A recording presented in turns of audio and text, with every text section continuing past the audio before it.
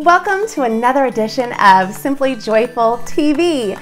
This is the Simply Joyful Podcast video edition, and I am so thrilled to be bringing you another wonderful episode, this time with my good friend, Pam Barnhill. Today we're going to be discussing her new book, Better Together, and I could not be more thrilled. She was actually one of my first guests on the podcast, and I can't wait for you to hear more about her wonderful book that talks about her morning routine. So for you homeschool families, you're in for a treat because many of you are familiar with her Morning Basket podcast, her Morning Basket product, and more. So I'm really looking forward to you being able to learn more about Pam's new book and also get a little introduction to the Simply Joyful podcast. So make sure you listen in and check out all the notes below for links over to find out more information about all that we discussed, as well as the show notes. That's right.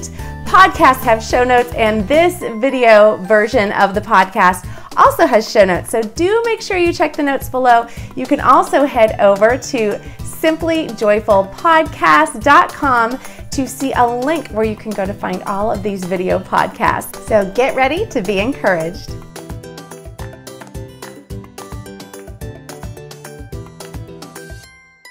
So welcome, Pam. I am so excited to have you on. I guess this is Simply Joyful TV. We're taking the podcast to a whole new level. So thank you for coming on.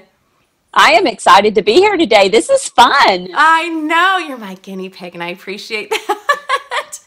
Well, I am so thrilled because over my shoulder is your new book, Better Together. Can you share a little bit about it?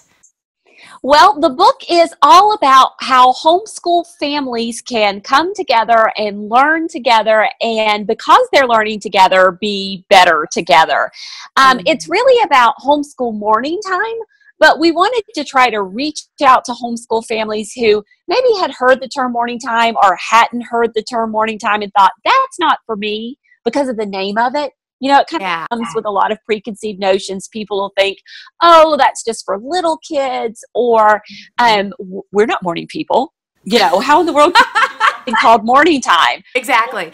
Yeah, something like that. And so hidden inside the Better Together book is the concept of morning time, but we wanted to start by showing that it doesn't have to be done in the morning, that it's not just for morning people, and it's not just for little kids. It can be for the entire family. So we kind of renamed it Better Together, and we're just talking about how it's efficient, how it builds family culture, how it's a great way to bring some delight to your homeschool day.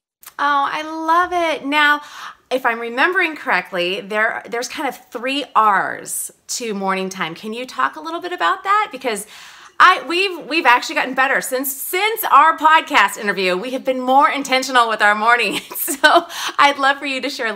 It's 3 R's. Am I correct?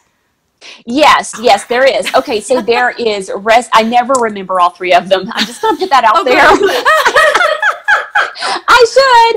There is a recitation, which, you know, is kind of memory work and things like that. There is reading aloud, and there is ritual. I can't believe I did it. There is ritual, which for a lot of families is prayer or some other ritual element, reading aloud, and then recitation. A lot of families do some kind of memory work or hiding words or facts or a combination of those two in their heart during this time. And actually, there's a 4th R that I like to talk about with morning time, and it's relationship. I think all of those things work together to build up the relationship in the family. Oh, that's so powerful. I love that. It really does. Like, I've been finding, I mean, we were good at morning time, and then life happened and we got really bad at morning time. And I have seen that when we are intentional, I personally feel better in the morning. And I feel like I've kind of filled up everyone's tank a little bit, their little love tanks, and so our mornings just go smoother. So I love hearing about that. Now, how do you find good books for reading aloud? Because I actually just had Sarah McKenzie on the podcast, and with talking about her new book, Read Aloud Family, and you know what? Do you have any tips for books or any favorites that you guys have enjoyed through the years? Follow Sarah McKenzie. Yes. I really, I get a couple years ago, my family went on vacation and we were like the day before leaving, and I called Sarah on the phone. I said, Sarah, what do I do? I need a book that the entire family can listen to. So yeah, that's really my cheat right there. Number one thing. Love it. But also on my website, we have a young lady named Jessica Lawton. She's going to be thrilled. I called her a young lady. She's a mom of I love it. 5 kids, and she's younger than I am. But she writes our morning time plans for our website. And one of the reasons she writes these morning time plans is she picks the best books. And so I'm really kind of spoiled between Sarah McKenzie on one hand and Jessica on the other, who just has a gift and a knack for finding books. I never have to find books. I just always go to their recommendations. And that's something that's important for moms to know. You don't always have to reinvent the wheel. Yeah. Find some really good sources out there you trust, whether it be Friends Like That, or it be Honey for a Child's Heart, or Read Aloud Handbook, or something like that. And, don't feel like you've got to reinvent the wheel. Use those tried and trusted recommendations and feel good about reading those. Absolutely. No, and now I know for me, again, I talked about my failure morning times before, but are there any good, I'm assuming you do some character training and things like that, but how can you really create a routine for morning time that, keeps your family sticking to it? Well, it is hard. And there come seasons where even we kind of fall out of it a little bit. We'll get really busy with something and we'll forget to do it. But you're so right. Doing it is what makes our school days run more smoothly and happier. But one of the things that we really encourage families to do, especially when they're just getting started, because Kristi, as well as I do, it's so easy to fall under the trap of the composite internet woman. And you find all of these women out there, and morning time is all over the blogosphere, and you'll go start reading about this and you'll fall down this little Pinteresty rabbit hole of blog post after blog post of these wonderful, beautiful, rich, full morning times. Don't start there. Don't try to start there. What we encourage people to do is start small and build slow. Mm-hmm. So start with 1 or 2 things that are important to you, are delightful to you or your children. Do those for a couple of weeks and then add one more thing on, and do that for another week and add one more thing on. And eventually what you're going to do is you're going to find your morning time sweet spot.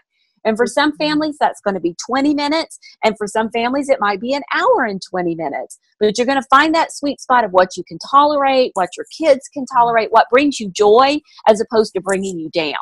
And that is where you need to be with your morning time.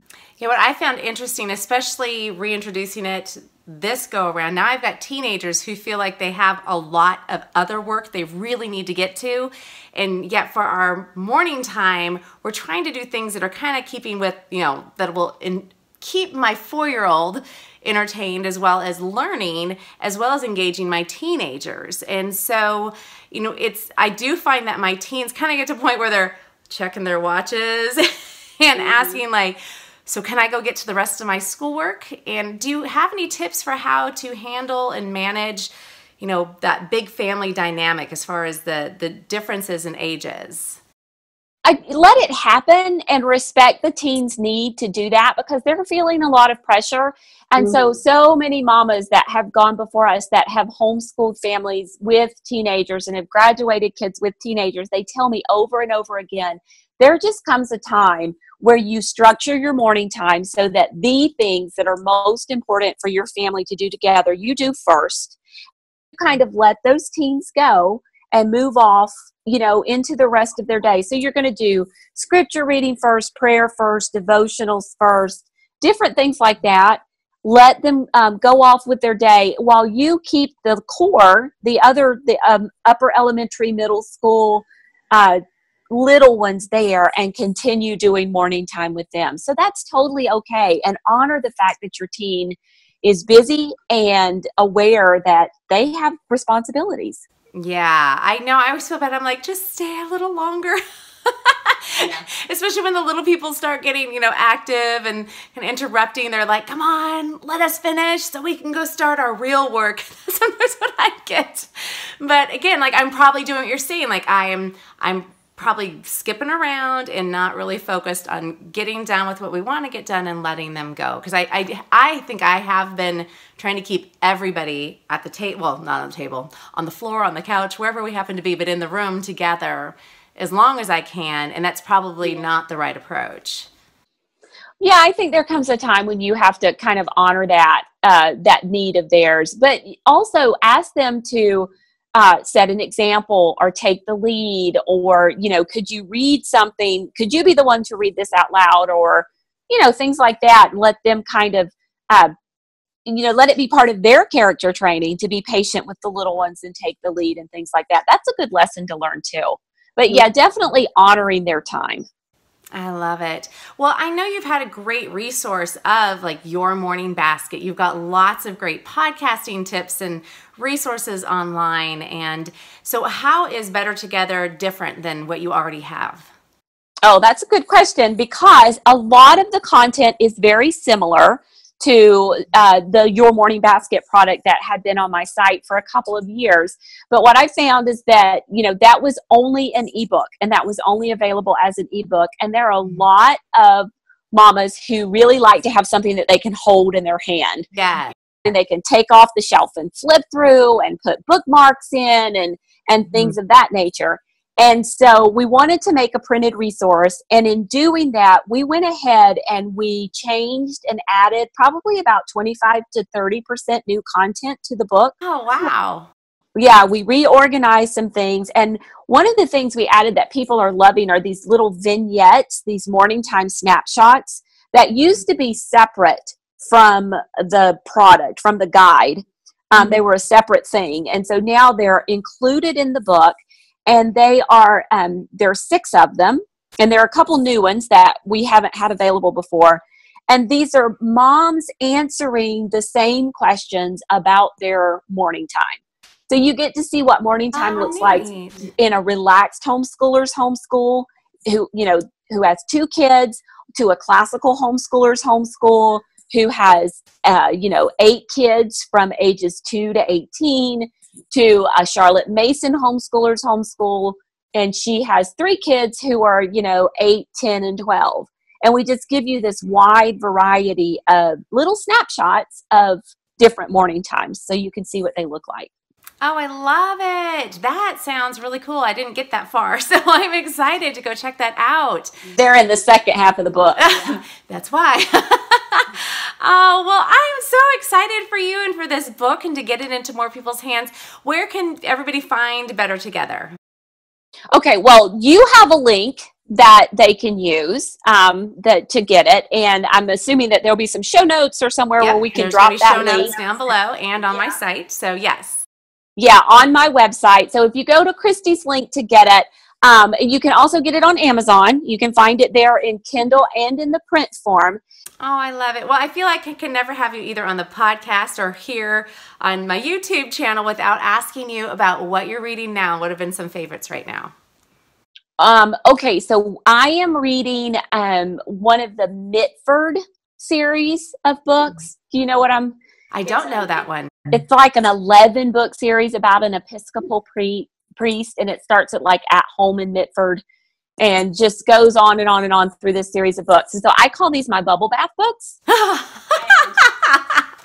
love it. So they're perfect for when I'm taking a bubble bath, and I go and get them at the used bookstore for like $1.85 or $2 a piece. And they contain just these wonderful little nuggets of inspiration in there. And I almost feel like it's the Holy Spirit talking to me every time I'm reading one of these books. I come across these little nuggets in this fictional story. So the Mitford series, I highly recommend it. And I'm reading Read Aloud Family right now. Yes. I got a copy. So good. Yep. Got my copy. I should have that right because I can go, it's actually right over there. Yeah, mine's downstairs. And I told Sarah McKenzie, I said, it includes my favorite words ever in any book. Pam was right. If you haven't got to that part yet, it's in there. I love it. You should just cut that out and frame it. Pam was right. Yeah. Show it to your kids. It's in a book. I told my husband, it's in a book now. You see? That's right. I mean, I need like sweet talking author friend into writing that for me. So you really need to, yeah. That is so cute. Oh, well, thank you so much for coming on to tell us about your new book, and I'm so excited for you.